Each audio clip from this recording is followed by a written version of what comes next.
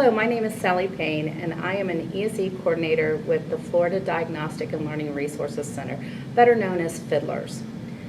Another position that I have is that of being past president for Florida ASCD. I am very passionate about this organization because of the quality work that we are doing to move education forward in the state of Florida. I am currently involved in supporting the initiatives of our president, and you too can become involved with Florida ASCD.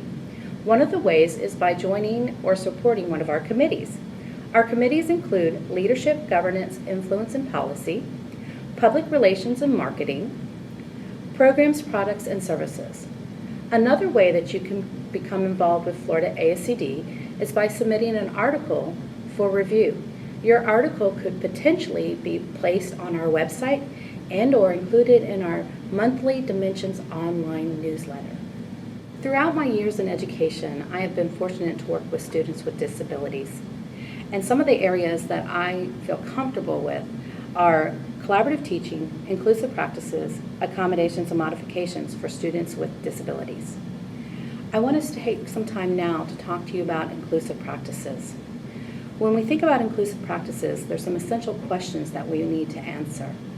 The first one is, how can inclusive practices positively impact my school's climate and or community?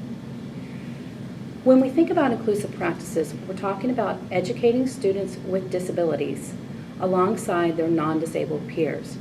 Our students are together in the classroom accessing the general education curriculum. We create an atmosphere of acceptance and belonging. Our second essential question is, what are the benefits for students with and without disabilities? The benefits are numerous, and I'm going to take a moment to mention a few of them. When we think about students with disabilities, some of the benefits are that they are being exposed to quality educational practices and information and curriculum. They spend more time on academic tasks, and they are learning alongside their peers. Their achievement is increasing, as well as their social and communication skills are showing an increase. When we think about students without disabilities, they are also benefiting from an inclusive environment. These benefits include that they are being exposed to teaching strategies that they may not otherwise be exposed to. Also, they are learning to value the differences amongst people. Also, our exceptional student education and general education teachers are learning new skills in an inclusive environment. Another essential question is, how can students with disabilities access the general education curriculum?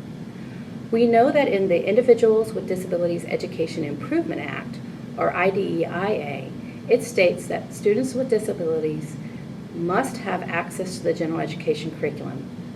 In the state of Florida, we're talking about access to Florida standards. This can be done in a variety of ways. One of them could be through differentiating instruction in the classroom.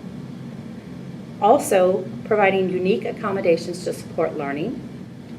For a small percentage, this may involve modifications to course content and or requirements.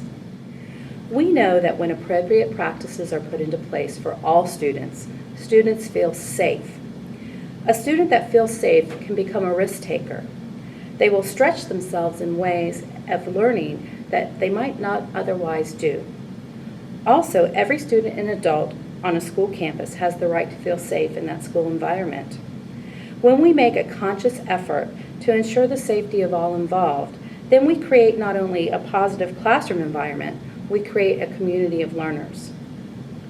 It cannot be seen, but it surely can be felt. When we think about inclusive practices, collaborative teaching, accommodations and modifications, this fits in well with ASCD's initiative of the whole child. There are many resources available on the ASCD website and the Whole Child website. Please refer to the website address below to access these resources.